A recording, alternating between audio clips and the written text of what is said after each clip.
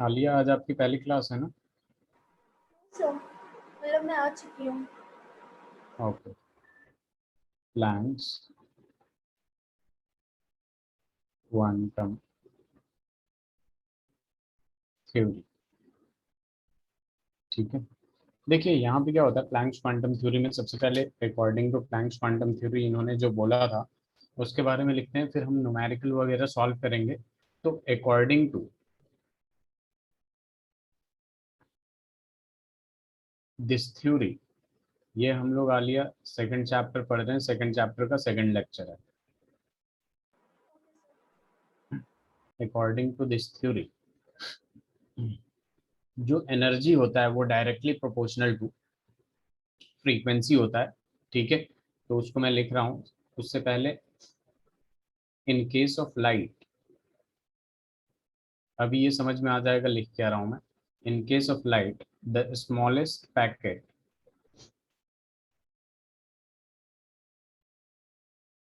of energy, the smallest packet of energy is called as photon, is called as photon कहते हैं हम लोग smallest packet of energy को। और इसके बाद इसके स्मॉलर पैकेट को हम लोग कहते हैं क्वांटा। ठीक है, तो यहाँ पे फोटोन हो गया। उसके बाद बट इन जनरल केस, ये बहुत यूज होगा क्वांटा और जनरल फोटोन। तो in general case the smallest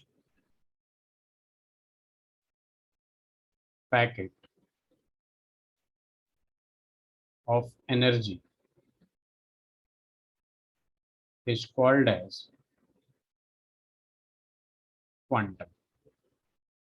ध्यान दीजिए, जैसे हम लोग धूप में खड़े होते हैं तो सनलाइट की वजह से अपना बॉडी जो होता है हीट हो जाता है, यानी उसको हीट एनर्जी मिलता है तभी। तो उसी केस में हम क्या कहते हैं, फोटोन कहते हैं, या फिर जनरल केस में हम क्या कहते हैं, क्वांटम कहते हैं, या फिर क्वांटा कह देते हैं। ठीक है, क्वांटा कह देते हैं। ठीक है, क्वांटम और क्वांटा। ठीक है, अकॉर्डिंग टू दिस थ्योरी, ठीक है, इन्होंने बोला था कि जो एनर्जी होता है वो डायरेक्टली प्रोपोर्शनल टू फ्रीक्वेंसी होता है। तो इसको भी हम सेंटेंस में लिख लेते हैं कि the energy of each the energy of each quantum is directly proportional to is directly, slide change कर रहा हूँ अभी आप लोगों को लिखवा दूंगा मैं, is directly proportional to frequency of the radiation, frequency of the radiation। ठीक है, कहने का मतलब ये है जो एनर्जी आता है in the form of radiation अपने पास, ठीक है, वो डायरेक्टली प्रोपोर्शनल होता है, E directly proportional to nu. और इस प्रोपोर्शनैलिटी साइन को हटाते हैं तो हमारे पास आता है एच न्यू। ये जो एच है आपका, वो होता है प्लैंक्स कांस्टेंट। क्या होता है? Planck's constant. एच जो होता है वो होता है आपका प्लैंक्स कांस्टेंट। और जो न्यू होता है आपका, वो होता है फ्रीक्वेंसी। वो होता है आपके पास फ्रीक्वेंसी होता है। और ई जो है आपका, पता है कि ई क्या है, एनर्जी। ठीक है, और एच का जो वैल्यू होता है वो देखिए अलग अलग यूनिट में, हमें इतना तो पता है कि अलग अलग होगा। तो सबसे ज्यादा जो यूज होने वाला है यूनिट, ठीक है, वो होता है 6.626 into 10 raised to the power -34 joule second. 6.626 into 10 raised to the power -34 joule second सबसे ज्यादा यूज होता है। इसके अलावा ये भी लिख सकते हैं 6.626 into 10 raised to the power -37 kilo joule second. Kilo में चेंज करेंगे ऐसा हो जाएगा। और अगर अर्ज में सीजीएस यूनिट में चेंज करना चाहते हैं तो 6.626 into 10 raised to the power -27 अर्ज सेकेंड हो जाएगा, अर्ज सेकेंड हो जाएगा। ठीक है, तो ये सबसे ज्यादा इसमें इंपॉर्टेंट ये है, ये वाला यूनिट यूज होता है सबसे ज्यादा, जूल सेकेंड वाला यूनिट यूज होता है। ठीक है, इनकेस किलो में अगर कुछ करना है तो ये यूज कर लेंगे, सीजीएस यूनिट में यूज करना है तो ये यूज कर लेंगे। ठीक है, तो अपने पास एक छोटा सा फॉर्मूला आ जाता है, E is equal to H nu. और लास्ट लेक्चर में मैंने आप लोगों से बताया था frequency nu is equal to होता है C by lambda. C by lambda का मतलब क्या हो गया, ये स्पीड ऑफ रेडिएशन जो कि स्पीड ऑफ लाइट के बराबर होता है। तो डायरेक्ट मैं लिख देता हूँ speed of light upon wavelength. Lambda का मतलब अपॉन वेव लेंथ। ठीक है, तो nu is equal to C by lambda. तो इसके रेफरेंस है, हम E is equal to H C upon lambda भी लिख सकते हैं कि नहीं? E इज इक्वल टू क्या लिख सकते हैं? एच सी अपॉन लैम्डा। क्लियर है? Yes sir. ठीक है, तो इससे लिख लीजिए, मैं पीछे स्लाइड कर रहा हूँ, अगर जिन लोगों ने नहीं लिखा है वो प्लीज राइट डाउन करेंगे। अकॉर्डिंग टू दिस थ्योरी, जो इन केस ऑफ लाइट जो स्मॉल पैकेट ऑफ एनर्जी होता है, या तो उसको फोटोन कह लेते हैं, और जनरल केस में हम क्या कहते हैं? क्वांटम कहते हैं। ठीक है, और हर एक क्वांटा का जो एनर्जी होता है वो डायरेक्टली प्रोपोर्शनल टू फ्रीक्वेंसी होता है, तो वहां से एक फॉर्मूला मिल जाता है, E is equal to H nu. ठीक है,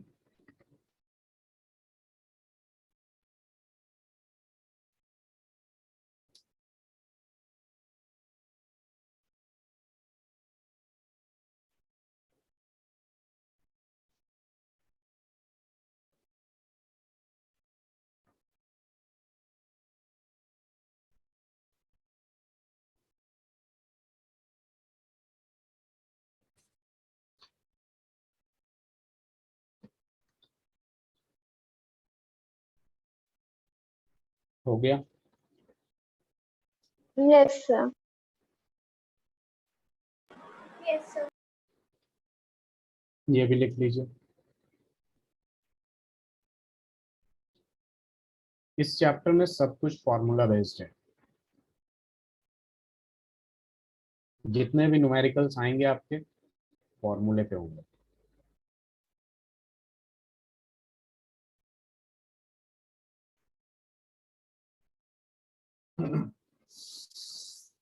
हो गया ये भी। Alia, Aditi, Ritisha. Yes sir. Yes.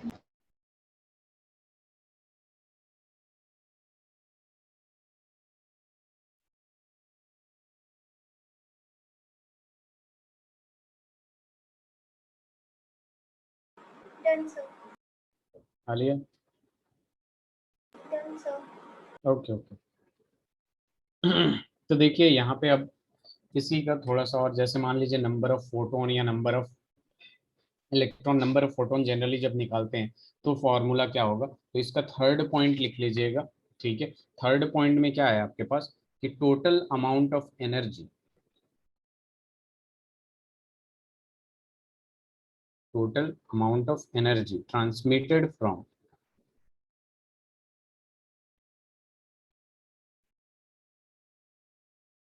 One body to another,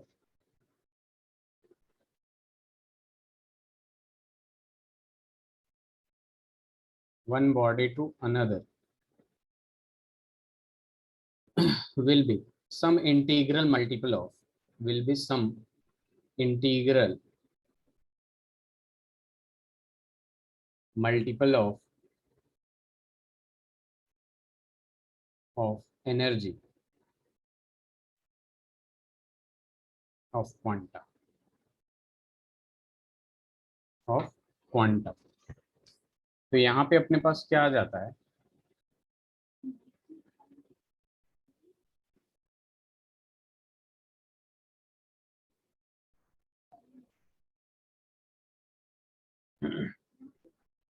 total amount of energy transmitted from one body to another will be some integral multiple of energy of quanta।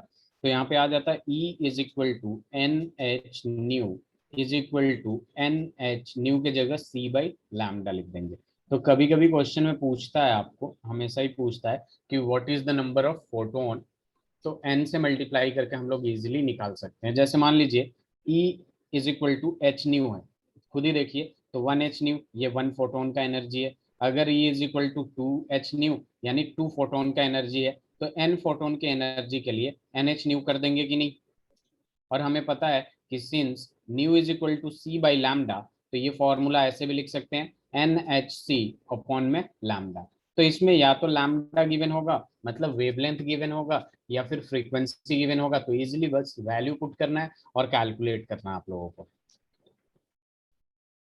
ठीक है,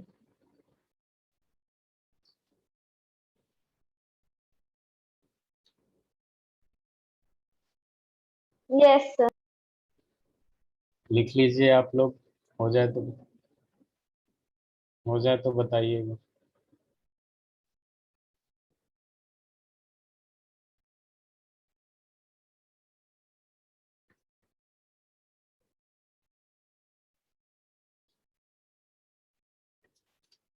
ये Ritisha, Alia. Yes, sir.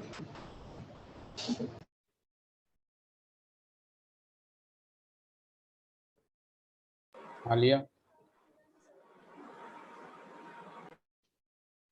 चलिए स्लाइड चेंज करते हैं, हम लोग आगे बढ़ते हैं।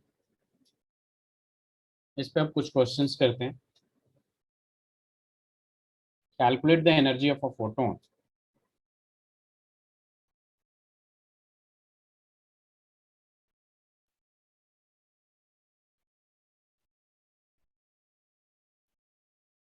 Calculate the energy of a photon of sodium light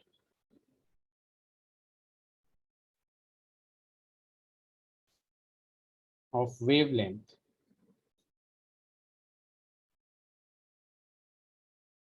5.862 into 10 raised to the power minus 16 meter in joule।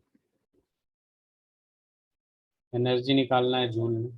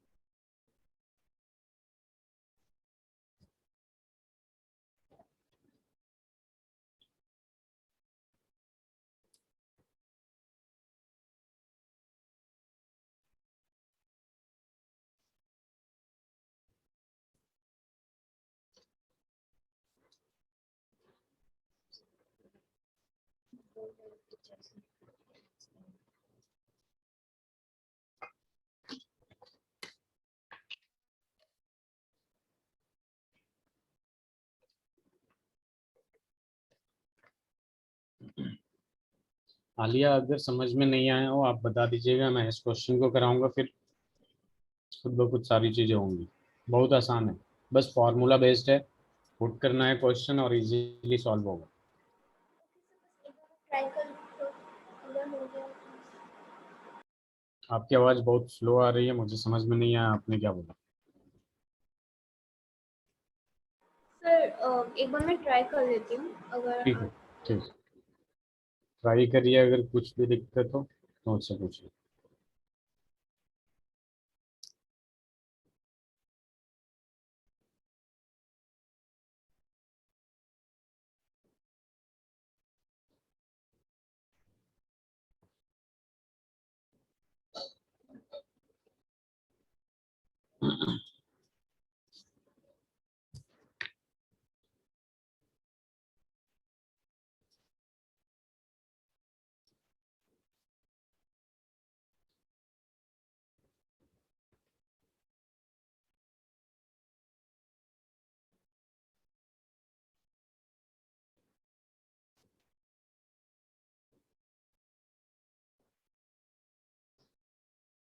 Sir बता दीजिए। ओके, तो यहाँ देखिए जो चीजें दिया है ना, वेवलेंथ, वेवलेंथ को लैम्डा से रिप्रेजेंट करते हैं, ये आपको पता है। Yes sir. ठीक है, लैम्डा इज इक्वल टू दे दिया 5.862 into 10 raise to the power minus 16 metre दे दिया। ठीक है, अब एक चीज और देखिए इसमें कि हमें एनर्जी पूछा है, तो एनर्जी इज इक्वल टू क्या होता है, एच न्यू होता है। और ये जो न्यू होता है, ये आलिया क्या होता है, न्यू जो होता है वो क्या होता है, बताइए। सर न्यू जो होता है वो फ्रीक्वेंसी होता है, क्या होता है, फ्रीक्वेंसी होता है। ठीक है, तो हमें फ्रीक्वेंसी तो गिवन नहीं है।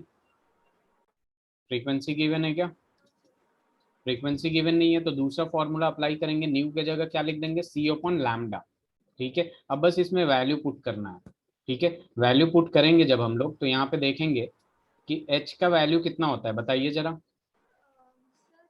एच का वैल्यू 6.626 इंटू 10⁻⁻34 और सी का वैल्यू क्या हो जाएगा 3 इंटू 10⁻8 अपॉन में लैम्डा की जगह क्या लिख सकते हैं 5.862 इंटू 10⁻⁻16। ये जूल में आंसर आ जाएगा। खुद ही देखिए जूल में कैसे आया। ठीक है, खुद देखिए जूल में कैसे आया। अगर देखेंगे तो यहाँ पे जो है 6.64 तो इसमें आएगा जूल सेकेंड, इसमें आएगा मीटर पर सेकेंड और इसमें आएगा मीटर। तो ये मीटर से मीटर ये कैंसिल, सेकंड से सेकंड कैंसिल, बचा क्या अपने पास जूल ही तो बचा। अब इसे सॉल्व कर सकते हैं आप लोग।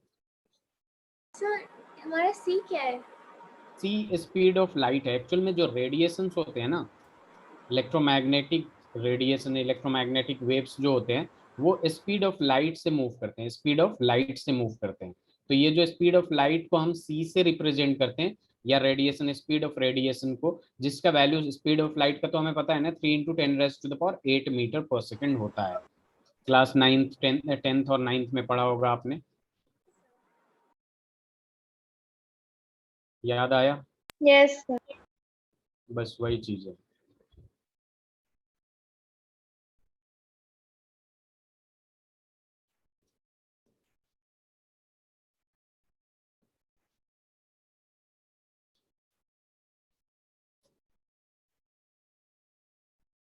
सर इसका आंसर 3.392 इंटू 10⁻⁻16 है क्या? 3.318 हाँ इंटू 390 10⁻⁻, माइनस, -16। नहीं -16 तो नहीं, 10⁻⁻10 है। Okay.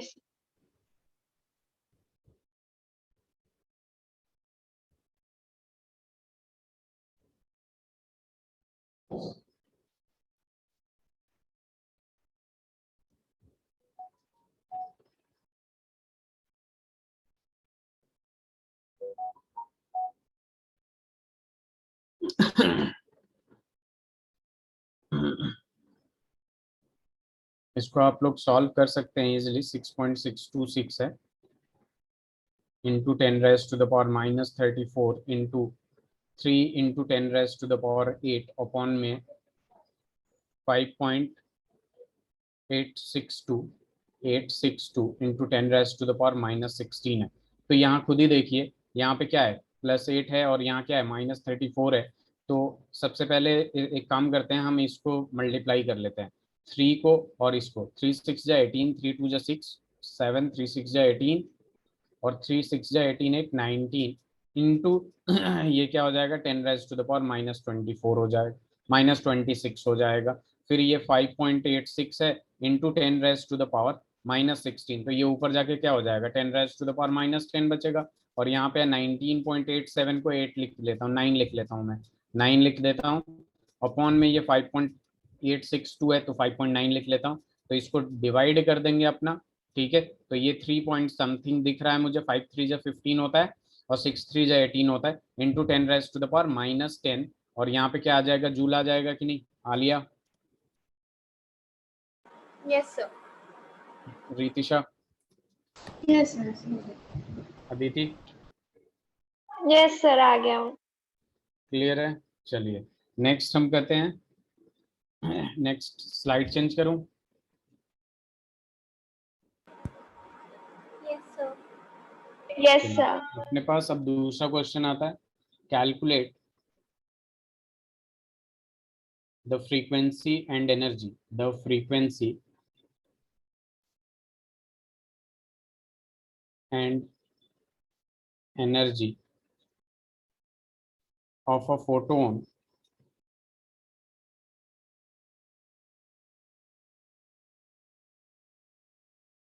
of wavelength of a photon of wavelength 4000 angstrom of a photon of wavelength 4000 angstrom। ठीक है, तो देखिए यहाँ पे एक फॉर्मूला लिख देता हूँ मैं आलिया आपके लिए कि न्यू इज इक्वल टू क्या होता है c/λ होता है। आपको मैंने एक फॉर्मूला बताया E is equal to H nu is equal to H C upon lambda हो जाता है। Yes sir. तो ये फॉर्मूला याद होना चाहिए तभी होगा आपसे।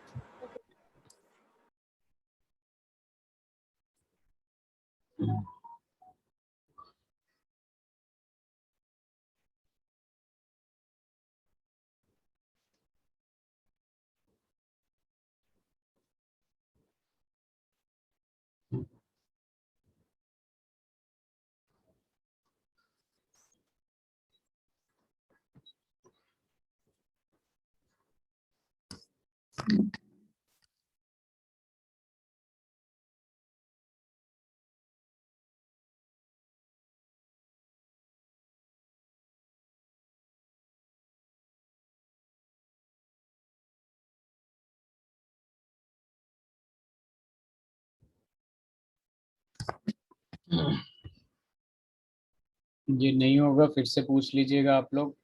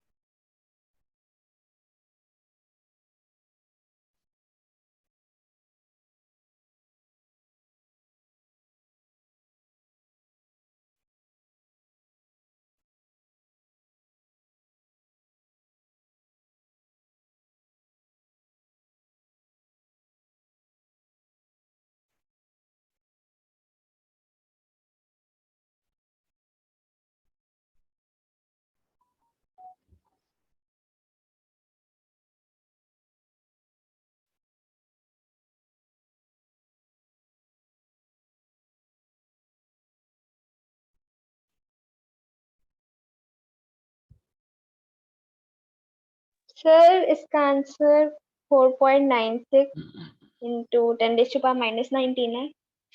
4.96 इंटू 10⁻⁻⁻। -19। क्या निकाला आपने इसमें? फ्रीक्वेंसी और एनर्जी दोनों दे रखा हूँ। सर एनर्जी निकाला है। अब फ्रीक्वेंसी 7.5 इंटू 10⁻19 है।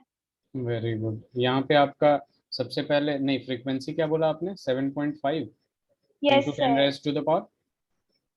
10⁻⁰ गलत किया आपने। 14। नहीं, इधर रितिशा आपसे नहीं हो पा रहा है क्या? सर मेरा तो 10⁻5 आया। ओके, मतलब मैथ्स में कैलकुलेशन मिस्टेक। एक मिनट रुक जाइए। आलिया? मेरा पता नहीं क्या आंसर आ रहा है अच्छा, क्या आंसर आ रहा है? इधर देखिए, कैलकुलेट फ्रीक्वेंसी दिया है और वेवलेंथ से निकालना है। ठीक है, दो तरीके से कर सकते हैं हम इसको। या तो पहले एनर्जी निकाल लें हम लोग। एनर्जी निकालेंगे, E is equal to lambda के कोरस्पॉन्डिंग ये फॉर्मूला होगा कि नहीं? E is equal to H C upon lambda. अब एच सी अपॉन लैम्डा में इसका वैल्यू 6.6 ही लेता हूँ मैं। 2 6 लेके और कैलकुलेशन बढ़ेगा। 6.6 इंटू 10⁻⁻34। सी का वैल्यू 3 इंटू 10⁻⁸ अपॉन लैम्डा की जब वैल्यू की बात कर रहे हैं तो 4000 एंगस्ट्रॉम है। तो इसको मीटर में कन्वर्ट कर लेंगे 10⁻⁻10 से मल्टीप्लाई करके। ये चीजें आपको पता होना चाहिए कि 1 angstrom is equal to 10⁻⁻10 metre होता है। 1 nanometre is equal to 10⁻⁻9 metre होता है। 1 picometre is equal to 10⁻⁻12 metre होता है, क्योंकि ये फ्रीक्वेंटली वेवलेंथ वगैरह इसी में देता है। ठीक है, क्वेश्चंस पूछेगा इसी टर्म में। ठीक है, तो अब देखिए यहाँ पे मल्टीप्लाई करेंगे। 3 6 18, 3 6 18 और 19 इंटू 10⁻⁻26। देखिए -34 +8 -26 और ये हो जाएगा 4000। तो 3 जीरो यहाँ से माइनस कर देंगे तो 4 इंटू 10⁻⁻7 होगा।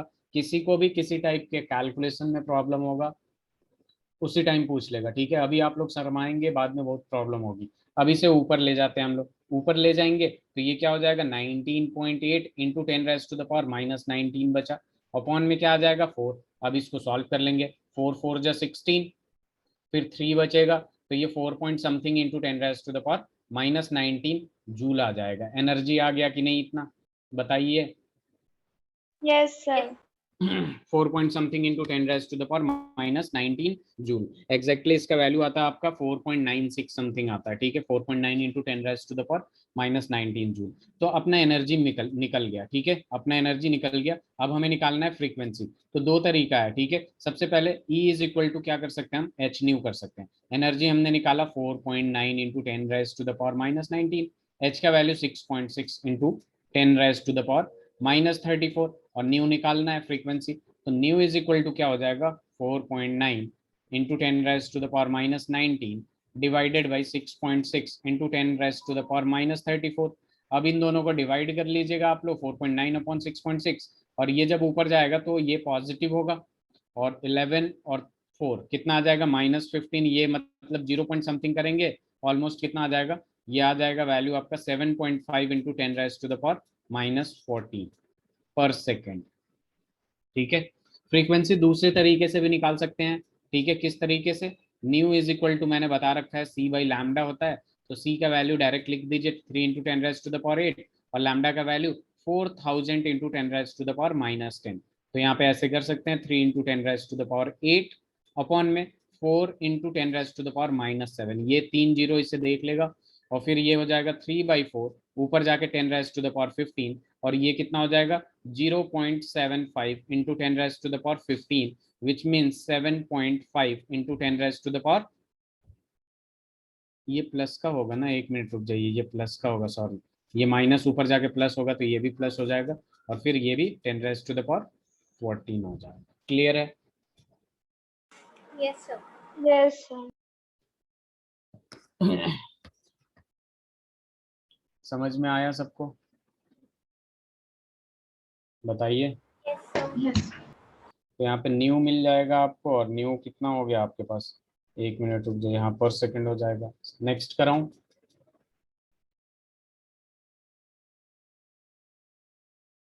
नेक्स्ट, चलिए Yes, एक और क्वेश्चन, एक और क्वेश्चन अच्छे से करते हैं।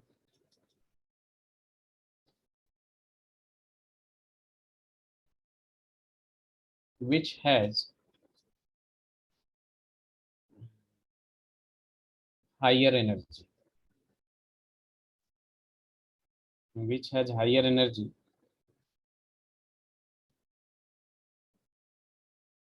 A photon of violet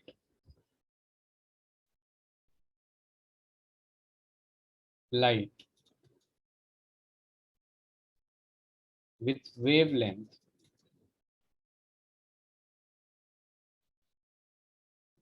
4000 angstrom। B है अपना a photon of red light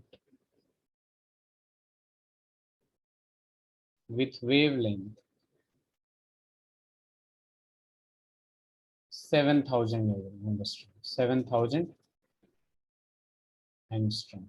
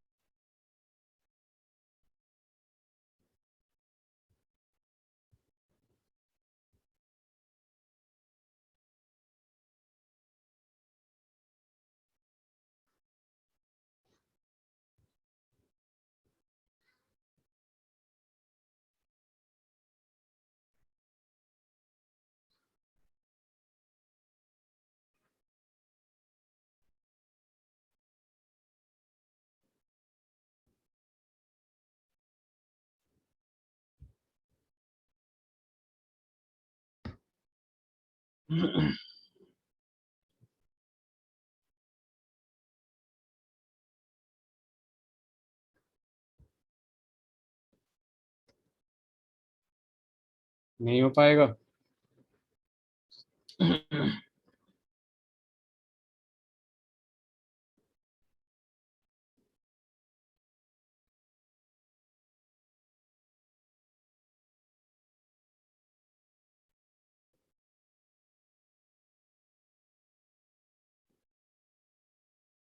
Aditi, yes sir, हो रहा है, एक मिनट। रितिशा, आलिया। सर कर रहे हैं। ओके।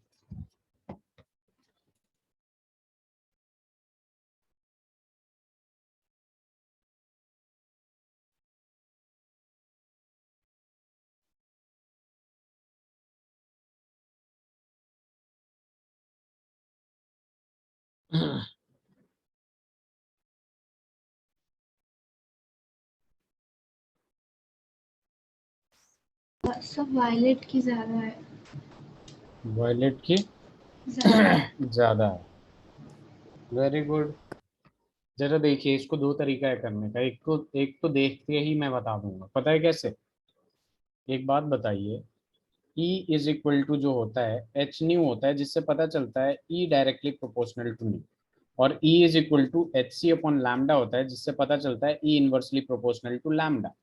अब खुद ही बताइए आप लोग, जिसका लैम्डा ज्यादा होगा उसकी एनर्जी कम होगी कि नहीं, यस। और जिसका लैम्डा कम होगा उसकी एनर्जी ज्यादा। तो लैम्डा इसका कम है तो इसका एनर्जी ज्यादा होगा वॉयलेट की, होगा कि नहीं।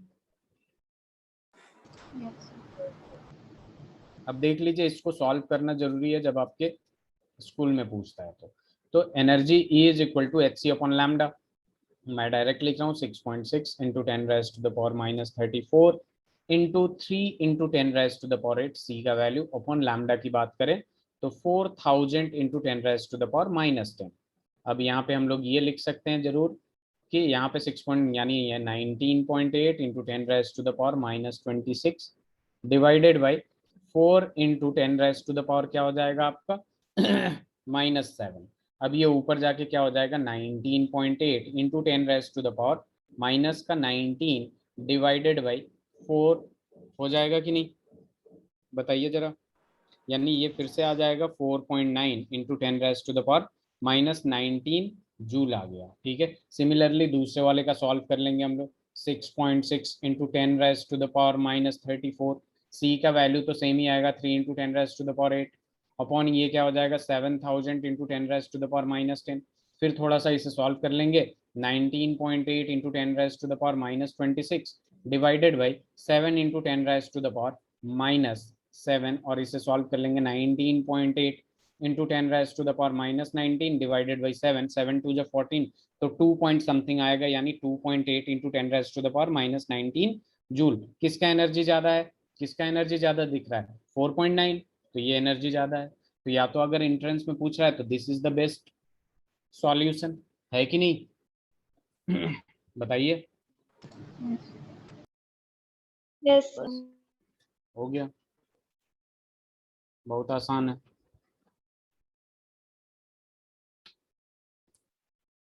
स्लाइड चेंज करूं। Yes sir. चलिए, अब हम लोग आगे बढ़ते हैं, कुछ क्वेश्चंस और लेते हैं।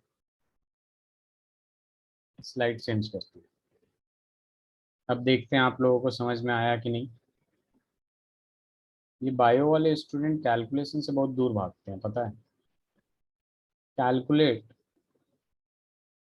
एनर्जी ऑफ 1 मोल ऑफ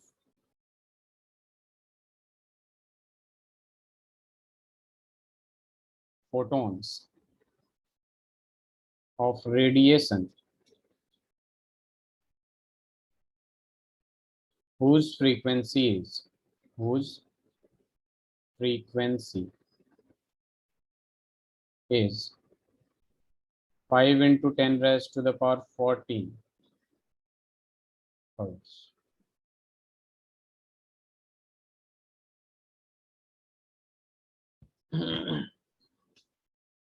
बहुत ही आसान सवाल दिया हूं मैं आप लोगों को।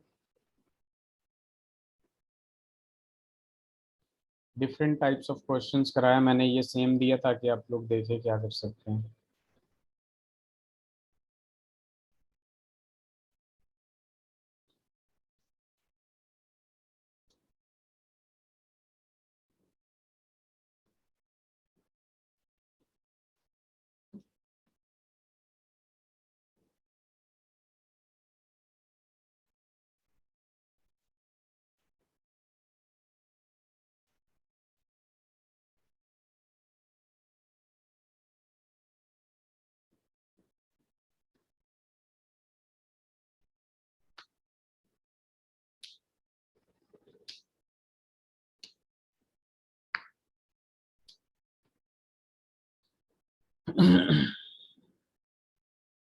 हो गया।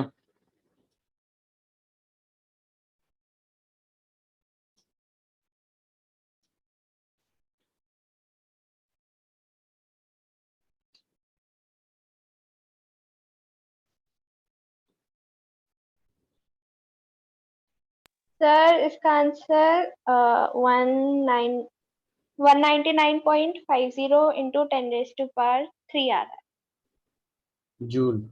यस सर, जूल ठीक। मोल। ठीक। वेरी।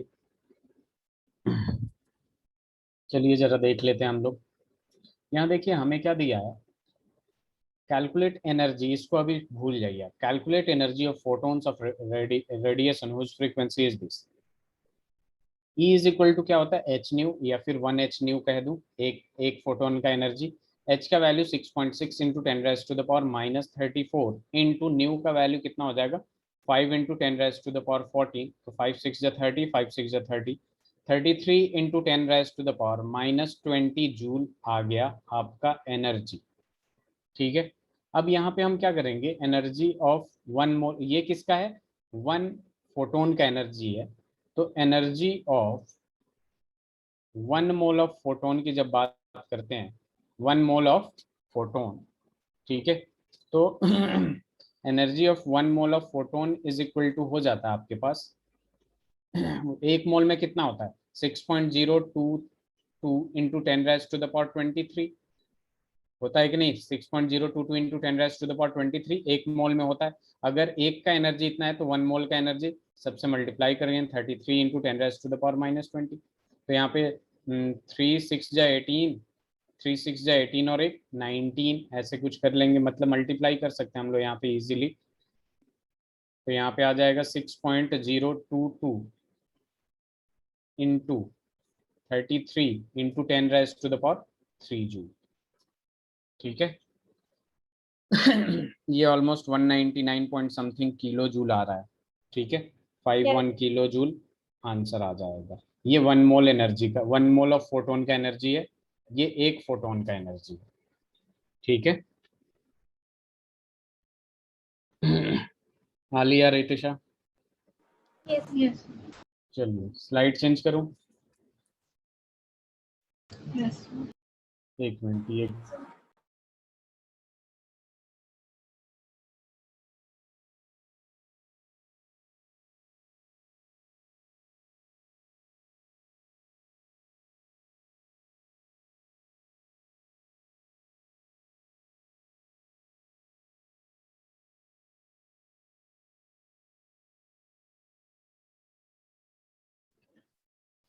स्लाइड चेंज कर रहा हूं मैं।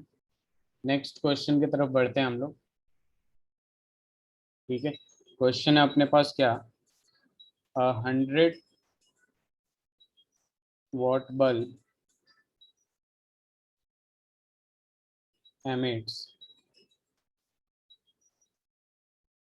monochromatic light of wavelength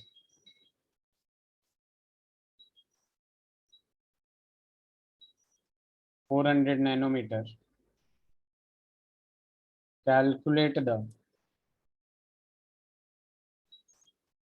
number of photons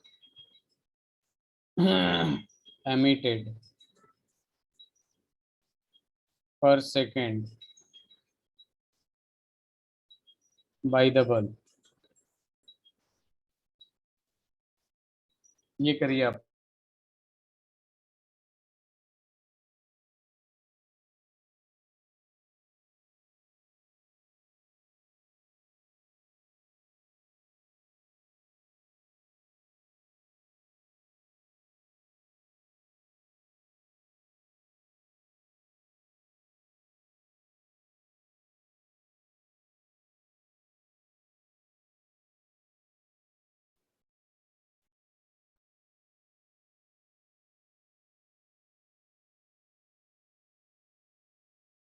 ये आप लोगों से हो जाएगा।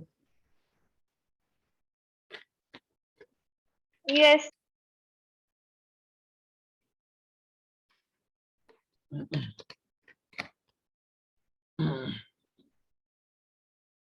देखिए इसमें फिजिक्स भी इन्वॉल्व कर लिया है, क्वेश्चंस को टफ करना होता है तो मैथ्स और फिजिक्स इन्वॉल्व करते जाता है, ठीक है।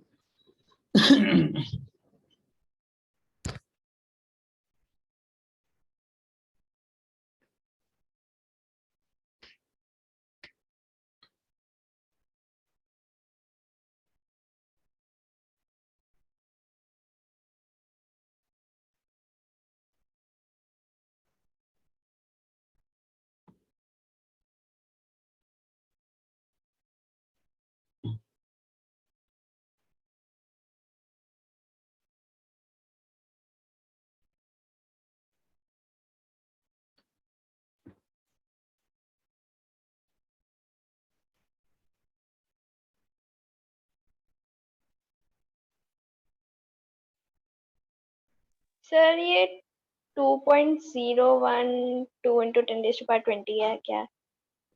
2.01 इंटू 10⁻20 पर second, very good. Yes. 1 minute पर सेकेंड नहीं, हाँ मतलब number of photons per second, ठीक। Yes. Ritisha, Alia, Yes, sir. No, sir. हो रहा है। देखिए मैं Yes. आप लोगों को थोड़ा सा हिंट्स देता हूँ। ये क्या दिया है, पावर दिया है। पावर इज इक्वल टू क्या होता है, एनर्जी अपॉन टाइम या वर्क डन अपॉन टाइम। तो यानी 100 वॉट दे रखा है, वॉट को हम लोग क्या लिख सकते हैं, 100 जूल पर सेकेंड लिख सकते हैं। यानी यहाँ पे जो एनर्जी है वो 100 जूल है कि नहीं, बताइए। Yes, sir. Yes. 100 जूल है। तो E इज इक्वल टू हम क्या करेंगे, यहाँ लिख देंगे NH न्यू,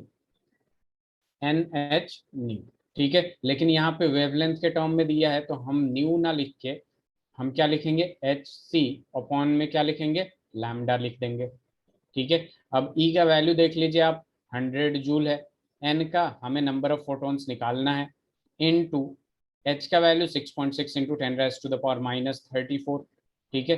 फिर यहाँ पे आप देख लेंगे C का वैल्यू क्या हो जाएगा, 3 इंटू 10⁻8 अपॉन में यहाँ पे लैम्डा का वैल्यू क्या हो जाएगा, 400 इंटू 10⁻⁻9 लिख सकते हैं हम लोग। Yes, sir. अब यहाँ पे खुद ही देखिए n का वैल्यू निकालना है, तो सबसे पहले मैं क्या करता हूँ, n को यहीं छोड़ के इसको इधर मल्टीप्लाई कर देता हूँ और इसको इधर डिवाइड कर देता हूँ। तो n इज इक्वल टू क्या हो जाएगा, 100 इंटू 400 इंटू 10⁻⁻9 डिवाइडेड बाई ये 6.6 इंटू 10⁻⁻34 इंटू 3 इंटू 10⁻8। अब बस पावर को सबसे पहले सॉल्व करिए, 2 जीरो यहाँ है और 2 जीरो यहाँ, 4, तो ऊपर बच जाएगा 10⁻⁻, सॉरी इतना बड़ा मिस्टेक, 4 - 9 इज इक्वल टू 10⁻⁻5 बच जाएगा। अब इस 6.6 से मल्टीप्लाई करेंगे तो 19.8 इंटू 10⁻⁻26। अब यहाँ पे क्या बचेगा, 1/19.8 इंटू ये ऊपर जाएगा तो पॉजिटिव आएगा और ये क्या आ जाएगा, प्लस का 21 फोटॉन्स। एन का मतलब number of photons per second निकाल रहे हैं हम लोग, number of photons per second, यानी पर सेकंड जो फोटोन आ रहा है वो इतना आ रहा है, समझ आया, इतना कैरी कर रहा है, इतना फोटॉन्स आ रहा है। Yes, sir. क्लियर है, Yes, sir. चलिए ठीक है, इसे लिख लिया आप लोगों ने।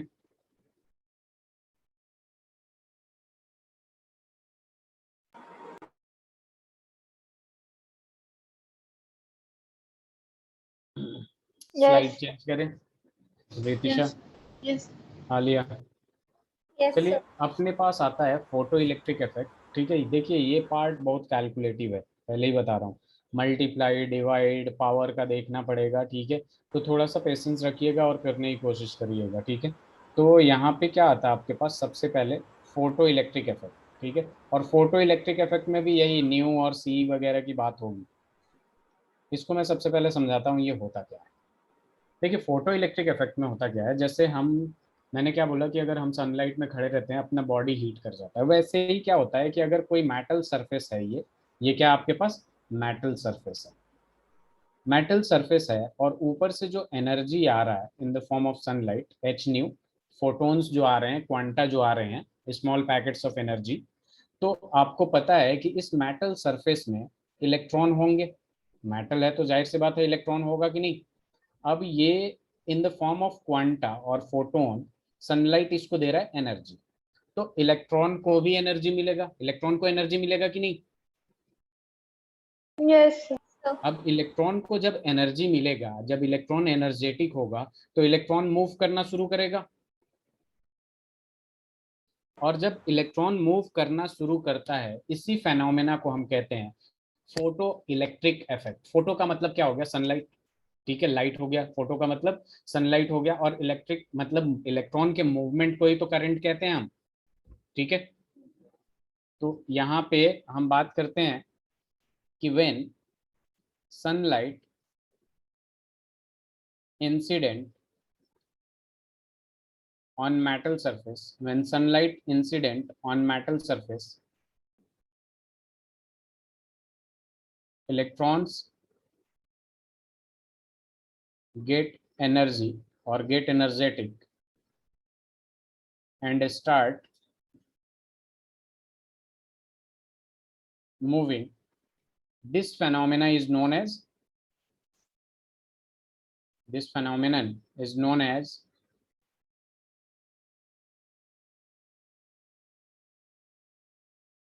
photoelectric effect. Photoelectric effect.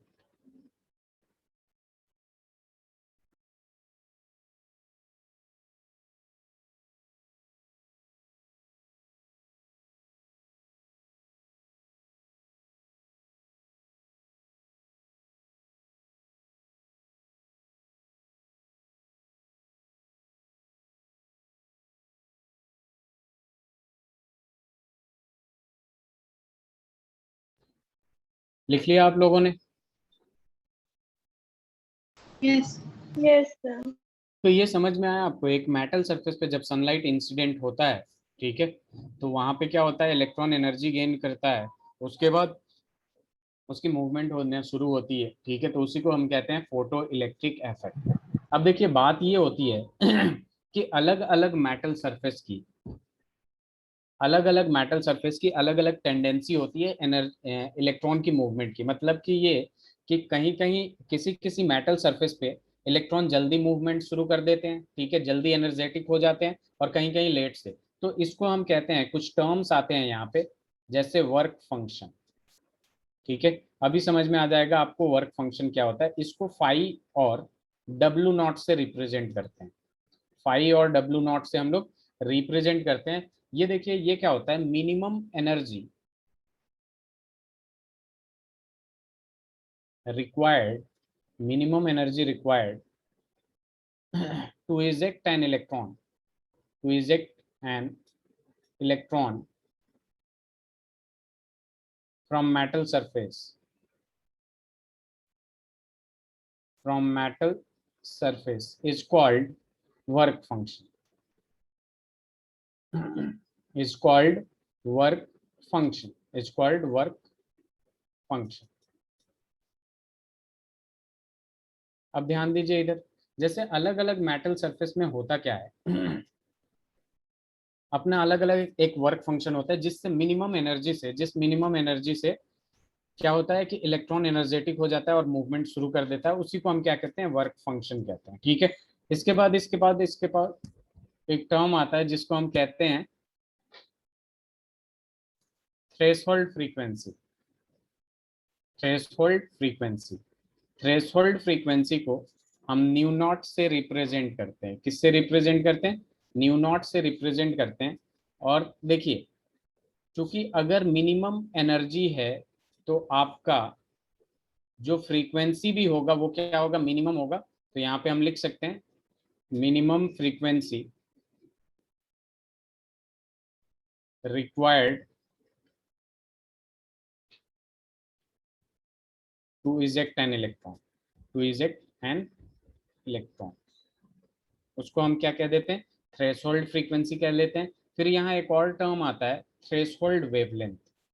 ये सारी चीजें अभी के अभी आप लोगों को क्लियर हो जाएगी। थ्रेशोल्ड वेवलेंथ, थ्रेशोल्ड वेवलेंथ को हम लोग लैम्डा नॉट से रिप्रेजेंट करते हैं। और चूंकि इसमें मिनिमम एनर्जी है तो वेवलेंथ जो होगा आपका वो क्या होगा? मैक्सिमम होगा। तो हम लिख सकते हैं maximum wavelength required to eject an electron from a metal surface, to eject an electron from metal surface by incident of sunlight। ठीक है, इलेक्ट्रॉन फ्रॉम मेटल सरफेस। ठीक है, तो देखिए यहाँ पे बात वही है, कुछ चीजें सस्ती होती हैं, कुछ चीजें महंगी होती हैं। ठीक है, अब अलग अलग मेटल सरफेस का अलग अलग वर्क फंक्शन होता है। कोई 2 electron volt, electron volt is a unit of energy. कोई 2 इलेक्ट्रॉन, किसी किसी मेटल सरफेस के, ठीक है, 2 इलेक्ट्रॉन वोल्ट में उसका इलेक्ट्रॉन जो होता है इजेक्ट होना शुरू हो जाता है। ठीक है, एनर्जेटिक होकर मूवमेंट शुरू कर देता है। कोई 4 इलेक्ट्रॉन वोल्ट लेता है, कोई 1.5 इलेक्ट्रॉन वोल्ट लेता है। तो अलग अलग अलग अलग मेटल सरफेस का अपना अलग अलग वर्क फंक्शन होता है। आई होप ये वर्क फंक्शन आपका क्लियर हो गया होगा। Yes. रितिशा, आलिया, Yes. तो यहाँ पे जैसे ऐसे समझ सकते हैं, जैसे कोई चीज खरीदने गई आप, लोकल है थोड़ा सस्ता होगा, उससे और अच्छा लेने की और ज्यादा महंगा होगा। वैसे ही ये चीज है कि जैसे वर्क फंक्शन जो होता है मिनिमम एनर्जी रिक्वायरमेंट होता है किसी भी मेटल सरफेस का, कि इतने एनर्जी पे इलेक्ट्रॉन मूवमेंट शुरू कर देगा। अब आपके ऊपर है जितना मैक्सिमम दे सकती हैं आप। ठीक है, तो मिनिमम एनर्जी की जब बात होती है, ठीक है, तो अलग अलग मेटल सरफेस का अलग अलग वर्क फंक्शन होता है। क्लियर है? और मेटल सरफेस का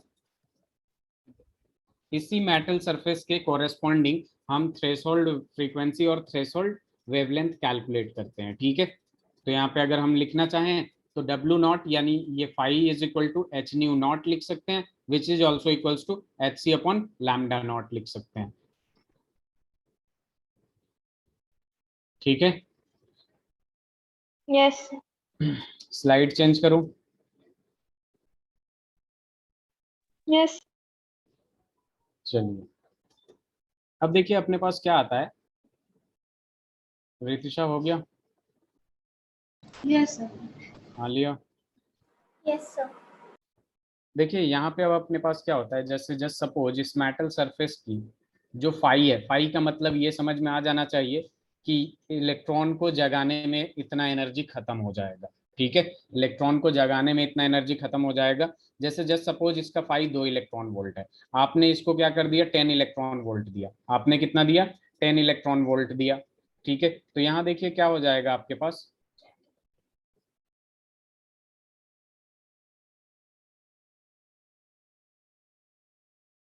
देखिए यहाँ पे क्या है कि 10 इलेक्ट्रॉन वोल्ट आपने दे दिया और 2 इलेक्ट्रॉन वोल्ट में क्या हो जाएगा? इसका फाई है।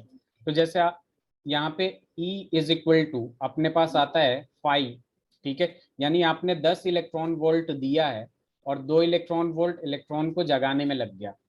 ठीक है, तो बचा हुआ एनर्जी जो है बेसिकली वो काइनेटिक एनर्जी में कन्वर्ट हो जाएगा। किस में कन्वर्ट हो जाएगा? काइनेटिक एनर्जी में। और इलेक्ट्रॉन का मूवमेंट शुरू हो जाएगा, वो उतने काइनेटिक एनर्जी से मूव करना शुरू कर देगा। जैसे हम लोग कुछ सामान खरीदने गए, हमारी जरूरत 400 की थी लेकिन 1000 रुपीज अपने पास है। ठीक है, तो जरूरत का सामान 400 में हो गया और बचे हुए 600 रुपीज को लेके हम लोग इधर उधर घूमते हैं। ठीक है, तो वो काइनेटिक एनर्जी में कन्वर्ट हो जाता है। ठीक है, तो E इज इक्वल टू यहाँ पे photo electric Einstein photo electric equation इसी को कहते हैं। Total energy is equal to 5 plus K E. तो 2 इलेक्ट्रॉन वोल्ट अगर इसका वर्क फंक्शन है, टोटल एनर्जी 10 इलेक्ट्रॉन वोल्ट दिया है आपने, तो काइनेटिक एनर्जी कितना आ जाएगा? 8 इलेक्ट्रॉन वोल्ट आ जाएगा कि नहीं? Yes, sir. Yes, sir. ठीक है, तो देखिए इसी चीज को मैं बार बार लिखूंगा और अलग अलग टर्म में लिखेंगे हम लोग। ठीक है, E इज इक्वल टू हो जाएगा आपके पास 5 + ke। ठीक है, E is equal to 5 + ke। अब यहाँ पे मैं ये भी लिख सकता हूँ E is equal to H nu is equal to यहाँ पे h nu naught plus kinetic energy का फॉर्मूला ½ mv²। ठीक है, h nu is equal to ये भी लिख सकते हैं Hc/λ is equal to Hc/λ naught plus में हम लिख सकते हैं ½ mv²। ये वी मैक्स स्क्वायर भी लिखा जाता है बहुत सारे बुक में। ठीक है, तो इससे लिख लीजिए, इसको आइंस्टाइन फोटो इलेक्ट्रिक इक्वेशन कहते हैं। अभी दूसरे फॉर्म में भी लिखना है इसे।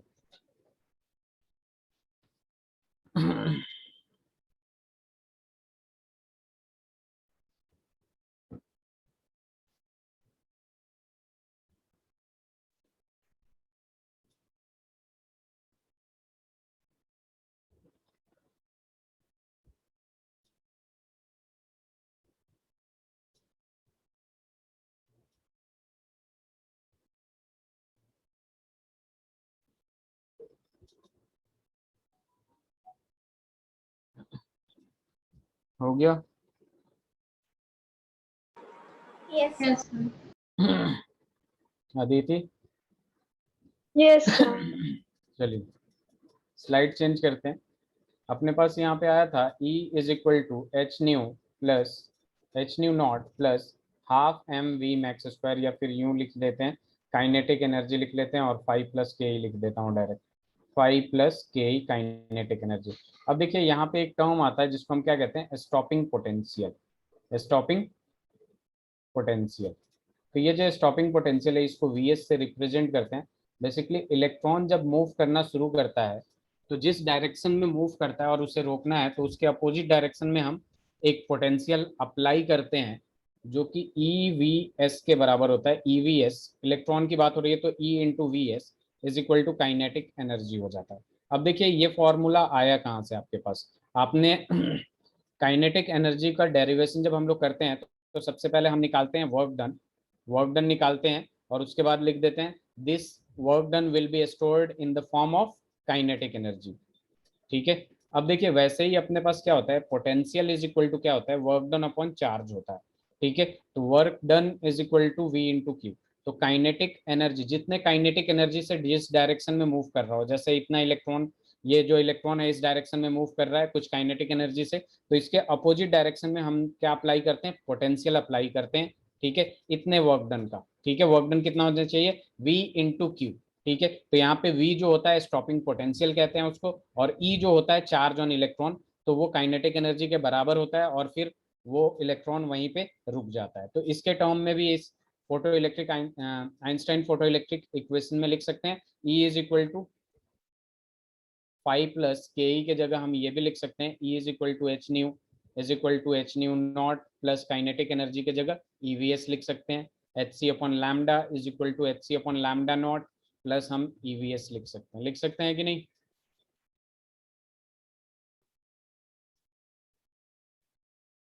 Yes, sir. ये चैप्टर आप लोगों को क्लास 12th में फिजिक्स में दोबारा पढ़ना है। ठीक है, ये टॉपिक फोटो इलेक्ट्रिक इफेक्ट वगैरह सब।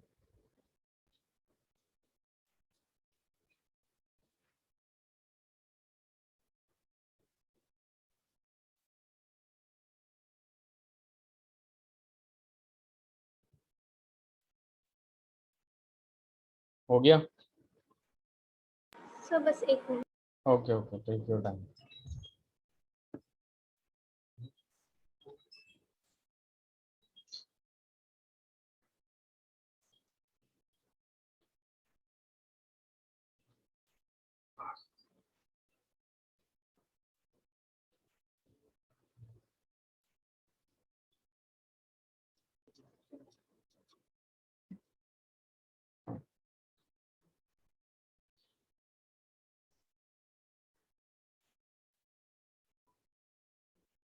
Done, sir. चलिए स्लाइड चेंज करता हूँ। अपने पास अब एक क्वेश्चन करते हैं हम लोग, the threshold frequency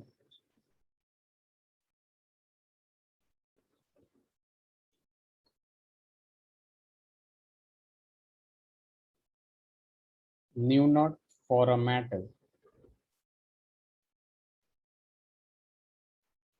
is 7 into 10 raised to the power 14 per second. Calculate the kinetic energy of an electron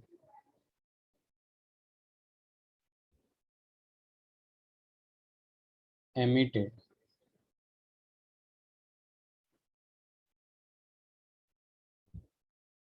when radiation of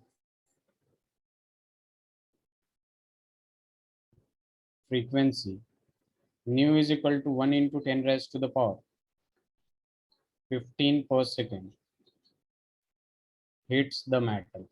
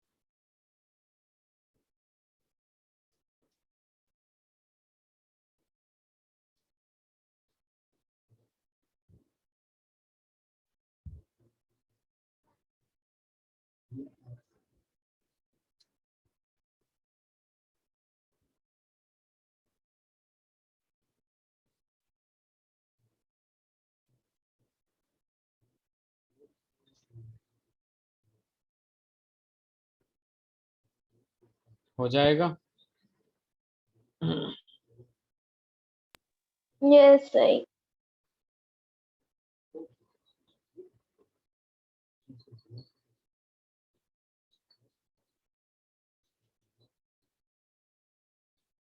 Sunny 1.98 into 10 raised to the power minus 90. Okay.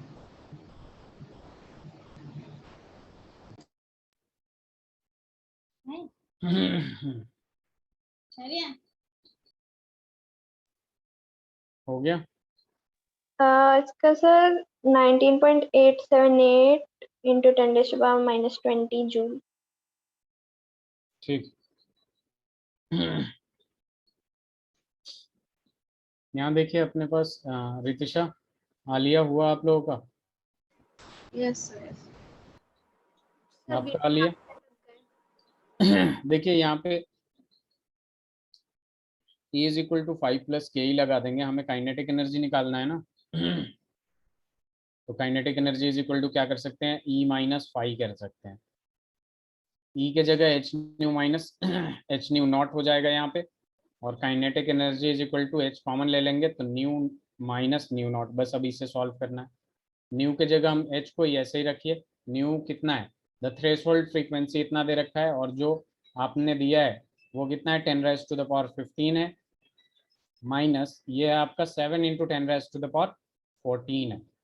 तो हम यहाँ पे क्या करेंगे, h into 10 raised to the power 15 को इतना ही रखिए, और इसको हम क्या कर देंगे 0.7 into 10 raised to the power 15 कर सकते हैं कि नहीं. ये ताकि पावर अगर सेम हो जाएगा ना तो हमारा सॉल्यूशन आसान हो जाएगा. क्लियर है? हेलो. Yes. अब देखिए यहाँ पे kinetic energy is equal to क्या हो जाएगा h, और यहाँ पे आया था अपने पास 10 raised to the power 15 minus यहाँ पे आ गया था 0.7 into 10 raised to the power 15. अब इसमें से भी कॉमन कुछ आ रहा है, क्या आ रहा है, 10 raised to the power 15, तो इसको कॉमन ले लेंगे तो h into 10 raised to the power 15, तो यहाँ बचा 1 माइनस 0.7, और h का वैल्यू अब रख देते हैं 6.6 into 10 raised to the power minus 34 into 10 raised to the power 15, और इंटू 1 माइनस 0.7 कितना हो जाएगा, 0.3 हो जाएगा। ठीक है, अब ये 0.3 हो गया तो 3 6 18, 3 6 18 और एक 19, तो 19 में हम क्या कर सकते हैं, 1.98 into 10 raise to the power, ये क्या हो जाएगा, माइनस का 19 जूल आ जाएगा।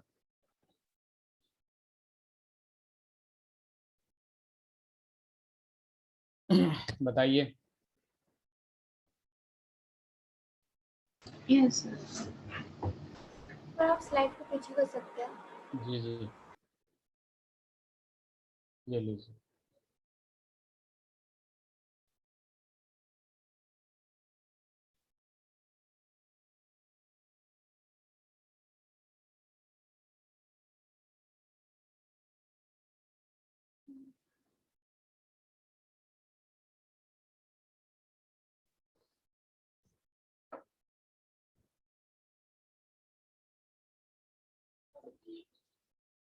हो गया, यस। चलिए ये भी लिख लीजिए।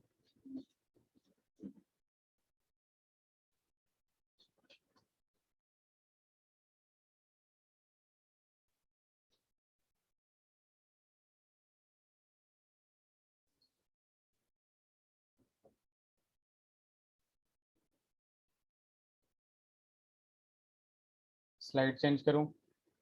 Yes sir. चलिए नेक्स्ट क्वेश्चन करते हैं हम लोग। When electromagnetic radiation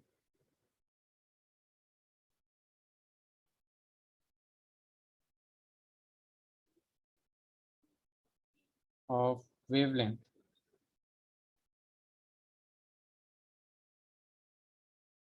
300 nanometer falls on the surface of sodium, electrons are emitted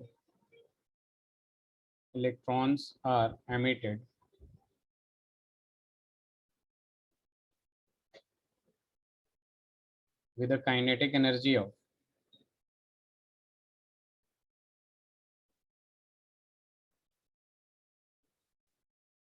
1.68 into 10 raised to the power 5 joule per mole.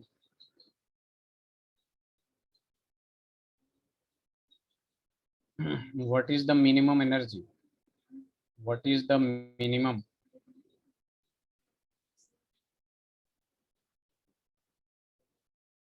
needed to remove an electron from sodium?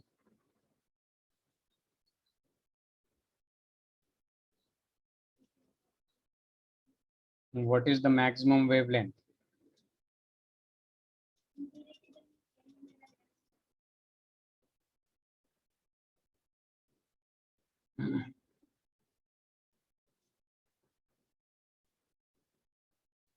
That will cause a photoelectric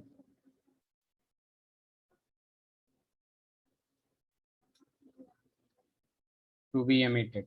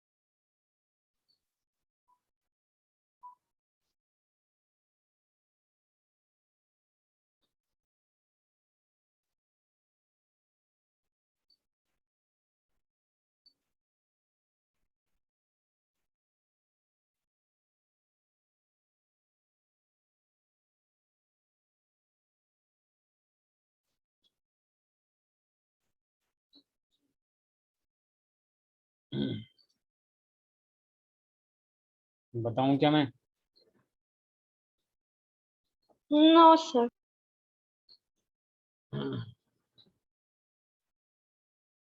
Ritisha, Alia, सोने सोमवार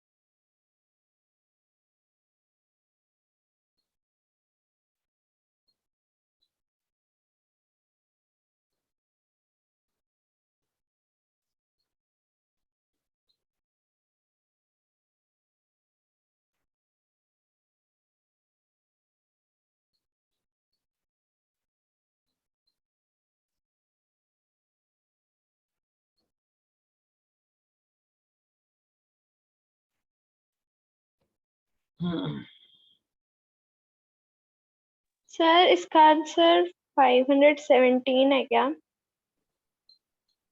किसका? इसमें दो दो चीज पूछ सकता है, minimum energy needed to remove an electron और मैक्सिमम वेवलेंथ।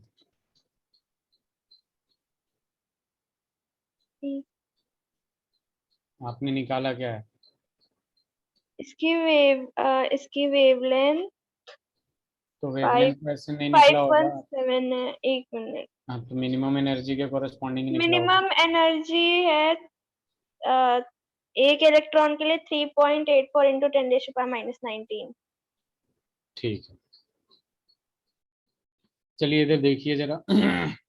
अपने पास सॉल्यूशन आता है, सबसे पहले हम निकाल लेते हैं एनर्जी कि हमने एनर्जी कितना दिया। तो 300 नैनोमीटर का वेवलेंथ उस पर गिरा है, तो इसके कोरेस्पॉन्डिंग एच सी अपॉन लैम्डा आएगा, ये हो जाएगा 6.6 into 10⁻⁻34 into 3 into 10⁻8 upon wavelength की जब बात करें तो 300 इंटू 10⁻⁻9। और इससे जब हम लोग सॉल्व करते हैं तो कितना आ जाता है? ये साफ साफ दिख रहा है कि यहाँ पे मैं ऐसे कर दूंगा 6.6 इंटू 10⁻⁻26। 6.626 इंटू 10⁻�9 आ जाएगा। ठीक है, हाँ। और यहाँ पे 300 को 3 इंटू 10⁻⁻7 कर दूंगा, तो ये 3 से 3 कैंसिल हो जाएगा। तो अपना जो एनर्जी आएगा एक फोटोन का, वो आएगा 6.6 इंटू 10⁻⁻19 जूल आएगा।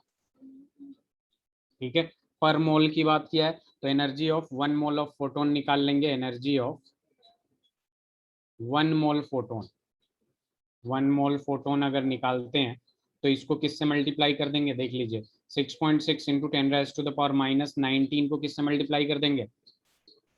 6.022 इंटू 10⁻23 से, क्योंकि एक मोल में इतना होता है। तो इसको सॉल्व किया तो हमारा कितना आंसर आया आदिति? 3.99 इंटू 10⁻⁵ 5 जूल पर मोल। 5 जूल पर मोल आ गया, 5 जूल पर मोल। अब देखिए काइनेटिक एनर्जी भी क्या दे रखा है? पर मोल दे रखा है। एक चीज यहाँ पे देखेंगे तो E इज इक्वल टू क्या होता है? 5 प्लस के। हमें ये क्या होता है? 5 क्या होता है? मिनिमम एनर्जी होता है, यही तो पूछा है। तो यहाँ पे 5 इज इक्वल टू हम क्या लिख सकते हैं? E माइनस के ई लिख सकते हैं, E माइनस के ई। तो एनर्जी जो है अपने पास वो कितना है? 3.99 इंटू 10⁻5 माइनस काइनेटिक एनर्जी कितना है? देख ले जरा, 1.68 इंटू 10⁻⁻5 1.68 इंटू 10⁻⁻5। तो 10⁻⁻5 कॉमन ले लेंगे तो 5 इज इक्वल टू आ जाएगा 10⁻5 कॉमन ले लिया मैंने, तो यहाँ कितना आ जाएगा? 3.99 माइनस 1.68 कितना आया? अब ये बताइए जल्दी। 2.31 इंटू 10⁻5 जूल पर मोल। जूल पर मोल है, ये पर मोल है। तो इसके एक फोटोन का एनर्जी के लिए सबसे पहले हम क्या करेंगे? Minimum energy for 1 electron. एक इलेक्ट्रॉन के लिए हम किससे डिवाइड करेंगे, इसको किससे डिवाइड करेंगे, 6.022 into 10 raised to the power 23, क्योंकि ये पर मोल यानी 6.022 into 10 raised to the power 23 electron का ये एनर्जी था, फोटोन का एनर्जी था। लेकिन एक इलेक्ट्रॉन के लिए निकालने के लिए, एक इलेक्ट्रॉन या एक फोटोन के लिए निकालने के लिए हम ऐसा कर देंगे। तो चूंकि इलेक्ट्रॉन की बात किया इसलिए इलेक्ट्रॉन लिखा हूं मैं, और इसको डिवाइड करेंगे तो कितना आ जाएगा अपने पास, 3.84 into 10 raised to the power -19 तो फाई आ गया। ये phi is equal to this much, 8.4 into 10 raised to the power -19 is equal to, हमने बताया था hc/λ0। अब आपको पता है कि यहाँ पे h का भी वैल्यू पता है, c का भी वैल्यू पता है, ये भी वैल्यू पता है, ठीक है, ये भी वैल्यू आप लोगों को पता है, तो ये निकाल सकते हैं कि नहीं रितिशा, आलिया? यस तो इसे अच्छे से एक बार रिवीजन कर लीजिएगा। नेक्स्ट क्लास में हम इसके बारे में डिस्कस करेंगे, कोई भी डाउट्स होगा तो पूछिएगा, ठीक है? यस सर, चलिए ठीक है, फिर नेक्स्ट क्लास में मिलते हैं। Good night. Hello, thank you hello, hello. Thank you, sir. Hello. Yeah, guys, don't leave. Just wait for 5 minutes.